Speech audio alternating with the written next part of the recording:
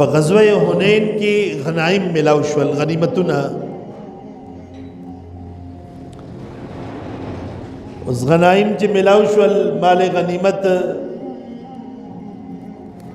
نو پیغمبر صلی الله علیه و آله وسلم په دې غنیمتونو کې، په مال غنیمت کې اکثره حصہ چې ونو هغه د مکی خلکو ته ورکړله، قریش ته ورکړله. مقصد د پیغمبر علیه الصلاۃ والسلام تالیف قلب، دا نوی نوی مسلمانان شوي وو، فتح مکه په قریب رزو کې شوي وا. پیغمبر علیه الصلاۃ والسلام غوښتل چې د دې په زړونو کې اسلام د پاره او د مسلمانانو د پاره محبت پیدا شي. نو حکمتن پیغمبر علیہ الصلوۃ والسلام چې کوم غنیمت، مال غنیمت په میدان جنگ کې مسلمانانو ته ملاو شوی و، نو په هغه کې ډیره برخه د مکې د خلکو وکړله. او چې کله د مدینې چې کوم صحابه او انصار مدینه، هغه خو د مدینې نه راغلي ور سره، د هغه خو ډېرې لوی قربانیانې وي. پیغمبر علیہ الصلوۃ والسلام په سر باندې او د صحابه کرامو په سر باندې خدای ډیر لوی غیرت کړی و، ټولې دنیا سره ډغر اغستی و. او بیا چې کوم دای مواخات کړی و په مدینه منوره کې، چې کوم مهاجر صحابي به راتلو نو رورولي به دی ور سره جوړوله، په خپل کور کې به یې دیره کولو، په روټۍ کې به یې ځان سره کېنولو، په خپل کور او په مال حال کې به ځان سره شریکولو. دا زما کور دی، نیم ستا نیم زما، دا زما پټې دی، نیم ستا نیم زما، دا ما سره مال دی، دا نیمې روپۍ زما، دا نیمې ستا. یو تاریخي ایثار دی کړی و. اوس دی چې په حنین کې وکتل چې پیغمبر علیه الصلاۃ والسلام توجه قریش طرف ته ډیره ده، مکی خلکو طرف ته ډیره ده.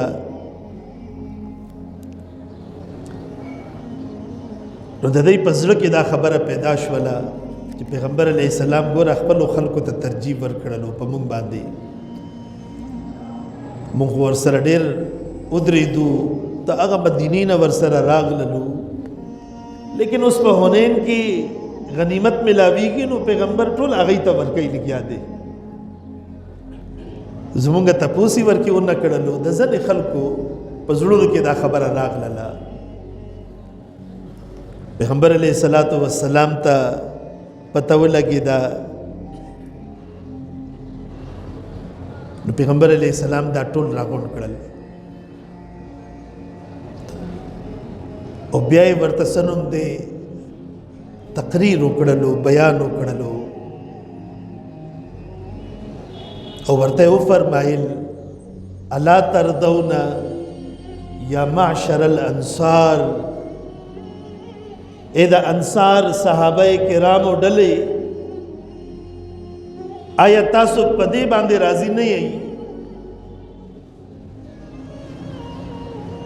چې د مکی خلک چې دی نو هغه د ځان سره ګډي بیزي او مال و حال یوسي،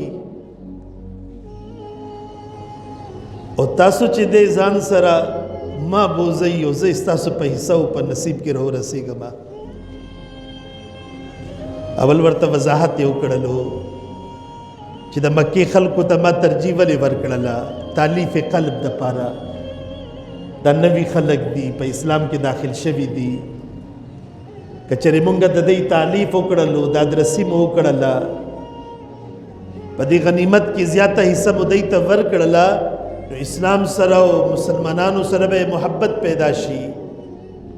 نور زیات دوی په مسلمانانو باندې به ودرېږي. به تالیف قلب د خاطره ما دوی ته زیاته حصه ورکړه. لیکن یو خبره تاسو ما ته وکړئ چې تاسو دلته دوه ډلې یئ، یو د انصارو ډله ده چې مدینې ته به ځي، یو د قریشو ډله ده چې هغه به مکې ته به ځي. د قریش او د مکی خلکو ته خو ما ګډي بیزي او مال حال او اسباب مې ورته ورکړلو، دی بزان سره کور ته دا یوسی او ما خپل ځان چې دی هغه تاسو ته درکړی دی تاسو به چې کور ته ځئ نو ما به ځان سره بوځئ اوس تاسو دا راته ووایئ چې دا ګډې بیزې ښه دي که زه ښه یمه بیا پیغمبر علیه الصلاة والسلام ورته وفرمایل فوالذي نفس محمد زما دې په هغه ذات باندې قسم وي چې د هغې په قبضه قدرت کې زما روح ده زما جسم دی زما جان دی دا کوم څیز به چې تاسو وړئ مطلب زه به تاسو سره ځمه ما به ځان سره بوځئ دا ډېر چنده بهترین دی د هغه څیز نه د هغه مال نه د هغه ګډو بیزو نه چې هغه به قریش مکه ځان سره مکې ته به وړي وی د پیغمبر علیه الصلاة والسلام چې کله دا وینا وکړله د انصار صحابه کرام ناست دي مهاجر هم د مکې خلک هم ناست دي وی انصار صحابه کرام په جړا شول سترګو نه اوښکې روانې دي زارو قطار جاړي په چغو چغو باندې جاړي ګیري سینې دا د جړا نه تر شولې چې دا مونږ نه څه غلطي وشو مونږ څه سوچ وکړلو او په بلند آواز کې وینا یې شروع وکړله رضینا برسول الله قسما وحزا مونږ ته دا ګډې بیزې مال و متا دنیا نه ده پکاره مونږ ته محمد رسول الله پکار دی او مونږ په رسول الله مبارک باندې راضي یو دا مال نه ده پکار مونږ ته دا اعزاز دی د اهل مدینه چې پیغمبر علیه الصلاة والسلام ته موقع ملاوه شوه د خپل ذات او د مال د تقسیم په حوالې سره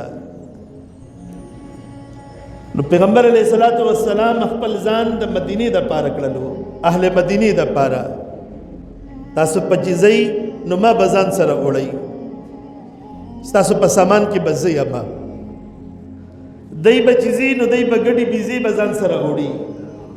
څاروي او ځناور به وړي اوس تاسو ووایئ چې دا څاروي او ځناور دا مال و متا بهتر دی که نه زه بهتر یمه انصار صحابه کرام په چغو په جړه ان الله رسول دا نه بهتر افضل ترین څوک هستی کېدی شي مونږ چېرته سوچ او تصور کولی شو چېرته زمونږ قسمت و نصیب چې ته زمونږ په حصه کې راغللې رضینا برسول الله مونږ د الله پر رسول باندې راضي یو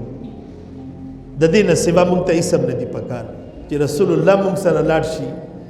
مدینې طیبې ته